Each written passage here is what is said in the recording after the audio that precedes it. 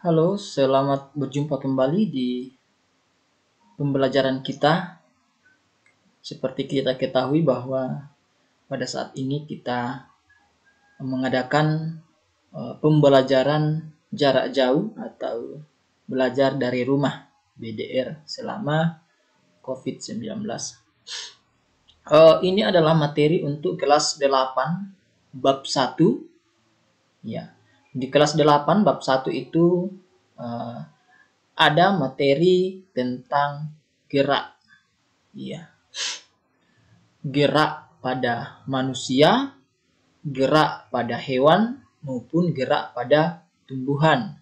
Nah, untuk kali ini kita akan pelajari khusus gerak pada tumbuhan. Ya. Jadi, sebelum kita masuk, saya mau bertanya dulu. Kira-kira tumbuhan itu bergerak atau tidak? Pasti jawabannya adalah tumbuhan bisa bergerak. Ya, sama halnya seperti manusia, hewan, tumbuhan juga melakukan gerak. Ya, seperti yang kita pelajari di kelas 7 bahwa salah satu ciri makhluk hidup adalah melakukan gerak. Berarti tumbuhan juga pasti bergerak. Ya.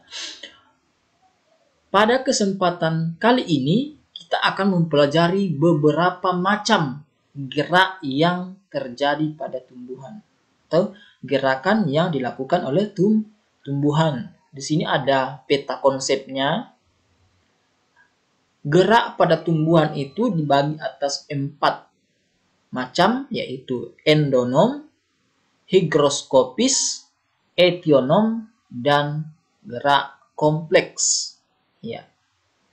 Jadi ini yang akan kita pelajari kali ini.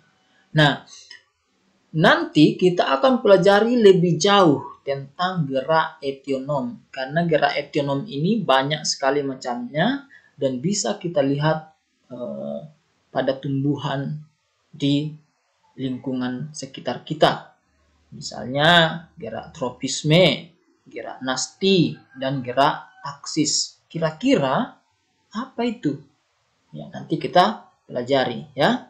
Nah, kita masuk di materi. Tapi sebelumnya kita lihat dulu apa tujuan atau apa indikator yang akan kita capai pada pembelajaran ini. Yang pertama, mendeskripsikan macam-macam gerak pada tumbuhan. Yang kedua, menjelaskan perbedaan macam-macam gerak pada tumbuhan. Ya, jadi kita harus tahu kira-kira apa perbedaannya dan bagaimana itu gerakan-gerakan yang terjadi pada tumbuhan. Ya, kita lihat. Yang pertama yaitu gerak higroskopis. Ya, apa itu gerak higroskopis? Gerak higroskopis yaitu gerakan tumbuhan yang dipengaruhi oleh kadar air atau kelembaban. Ya, dari kata higro. Higro itu artinya air. Ya, higro atau hidro. Ya. Ini bisa kita lihat di beberapa tumbuhan, misalnya gerak membukanya polong-polongan atau kacang-kacangan yang sudah kering. Di buah daripada kacang-kacangan, kalau dia sudah kering, dia akan membuka secara sendiri, ya, membuka sendiri secara ya, itu karena berkurangnya kadar air. Ya. Berikutnya, ini contoh dari gerak higroskopis, ya, membukanya buah daripada polong-polongan atau kacang-kacangan seperti ini. Yang dulunya itu tertutup, ketika dia membuka, maka ini terjadi gerakan. Itu contoh daripada gerak higroskopis. Ini contoh yang kedua, termasuk membukanya gigi peristom pada sporanium lumut. Ya, karena kita tahu bahwa lumut itu juga merupakan tumbuhan. Jadi gerak membukanya gigi peristom itu juga termasuk gerakan higroskopis. Ya, itu untuk higroskopis. Nah, kita masuk di gerak endonom. Nah, gerak endonom yaitu gerak tubuh tumbuhan yang dipengaruhi oleh faktor dari dalam tubuh tumbuhan itu sendiri. Jadi, yang mempengaruhi tumbuhan itu bergerak adalah faktor dari dalam tubuhnya sendiri. Contohnya, gerak protoplasma pada sel-sel daun hidrilla. Ya, jadi kalau kita lihat di mikroskop, protoplasma yang ada pada sel-sel daun hidrilla itu akan bergerak, ya, akan bergerak. Apakah dia menjauhi cahaya ataukah mendekati cahaya? Ya, seperti itu. Contoh yang kedua yaitu gerak kromosom saat siklus sel. Itu juga dipengaruhi oleh faktor dari dalam tubuh tumbuhan itu. Itu mengenai gerak endonom. Nah, yang ketiga, kita lihat gerak etionom. Nah, ini yang akan kita bahas lebih jauh nanti ya. Gerak etionom ini adalah gerak yang dipengaruhi oleh rangsangan dari luar tubuh tumbuhan. Jadi, rangsangannya itu berasal dari luar, baik itu dari lingkungan sekitar, ya. Nah, misalnya bisa dipengaruhi oleh suhu, dipengaruhi oleh cahaya, bahan kimia, air, sentuhan, gaya gravitasi, dan sebagainya. Itu beberapa faktor yang bisa mempengaruhi tumbuhan untuk bergerak. Organ tumbuhan yang memberikan rangsangan yaitu akar, batang, daun, bunga, maupun biji. Ya. Nah, sehingga berdasarkan arah respon gerakan etionom, ya, berdasarkan arah respon gerakan etionom, maka gerak etionom itu dibedakan menjadi 3 macam, yaitu yang pertama tropisme, yang kedua nasti, yang ketiga taksis. Ya. Apa itu tropisme? Kita lihat. Tropisme yaitu gerakan sebagian tubuh tumbuhan. Ya, ingat, hanya sebagian tubuh tumbuhan saja yang bergerak ya. Gerakan sebagian tubuh tumbuhan karena dipengaruhi oleh rangsangan dari luar. Ya. Di mana gerakan tropisme ini arah gerakannya dipengaruhi oleh arah datangnya rangsangan. Ya.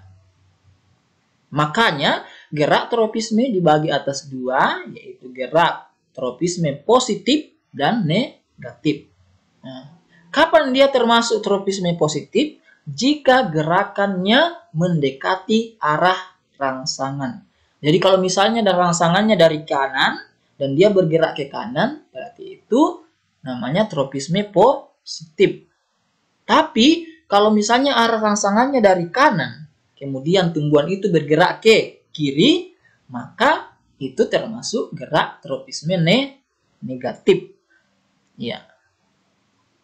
Nah, berdasarkan apa yang mempengaruhi gerak tropisme ini, maka gerak tropisme dibagi atas beberapa macam, ya, tergantung apa yang mempengaruhi. Yang pertama, fototropisme. Ya. Dari kata foto itu artinya cahaya. Berarti fototropisme adalah gerakan sebagian tubuh tumbuhan karena adanya rangsangan cahaya.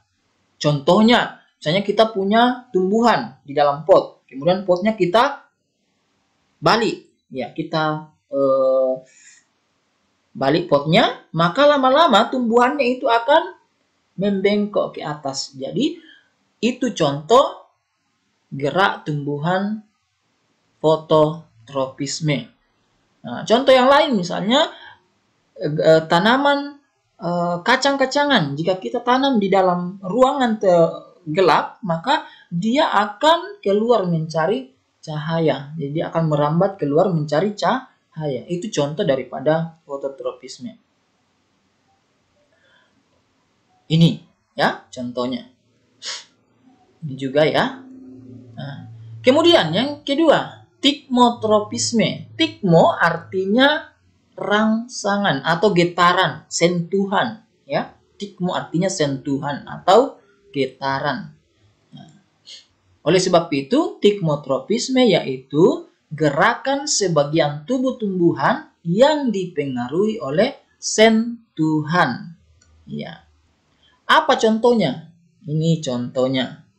Ya, gerakan melilitnya tanaman pada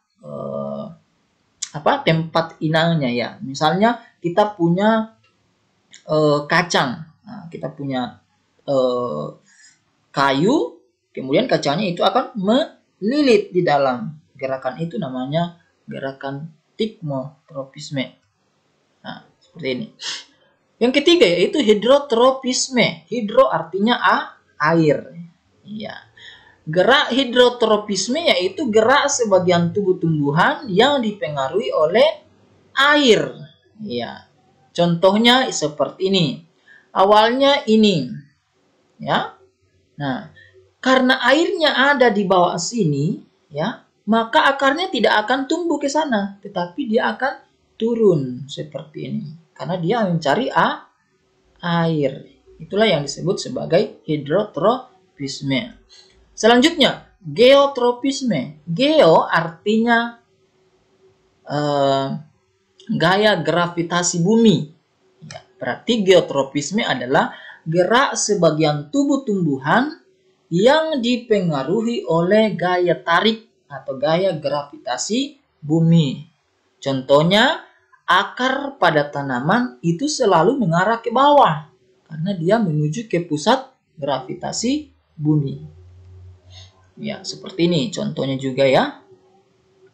Yang kelima, kemotropisme. Kemo artinya zat kimia. Berarti kemotropisme yaitu gerak sebagian tubuh tumbuhan yang dipengaruhi oleh rangsangan bahan kimia. Misalnya kalau kita memupuk tanaman, misalnya ada tanaman di sini, kita taruh pupuk di sini, maka akarnya akan menuju ke tempat adanya pupuk. Jadi akarnya itu akan menuju ke ketersediaan pupuk yang banyak. Seperti itu. Ini contoh ya. Ini contohnya. Kemudian yang kedua, tadi sudah kita bahas mengenai tropisme. Sekarang nasti. Apa itu nasti? Nasti yaitu gerak sebagian tubuh tumbuhan karena rangsangan dari luar. Namun gerakannya tidak dipengaruhi oleh arah datangnya rangsangan. Jadi tadi tropisme dipengaruhi oleh arah datangnya rangsangan. Sedangkan nasti tidak dipengaruhi oleh arah datangnya rangsangan. Jadi mau dari kanan, mau dari kiri, dari atas, dari bawah, itu tidak ada pengaruhnya. Ya. Contohnya yang pertama fotonasti. Fotonasti yaitu gerak sebagian tubuh tumbuhan yang dipengaruhi oleh cahaya. Nah, bedanya dengan fototropisme, kalau fototropisme itu dipengaruhi oleh datangnya cahaya. Kalau fotonasti tidak ada pengaruh arah datangnya cahaya. Apa contohnya? Contohnya yaitu mekarnya bunga pukul 4 karena adanya cahaya. Ya. Bunga pukul 4 dari kanan cahaya, dari kiri cahaya, dari atas cahaya itu tidak berpengaruh, dia tetap mekar. Ya. Jadi tidak ada pengaruh arah datangnya rangsangan. Yang kedua, termonasti. Termo artinya panas, ya, panas. Makanya termonasti adalah gerak bagian tubuh tumbuhan yang dipengaruhi oleh panas atau suhu. Contohnya adalah mekarnya bunga tulip pada musim tertentu. Jadi kalau di Belanda itu, karena Belanda atau Australia itu ada bunga tulip ini hanya akan mekar pada musim semi. Kenapa? Karena dipengaruhi oleh suhu. Ya. Suhu pada musim semi itu cocok untuk mekarnya bunga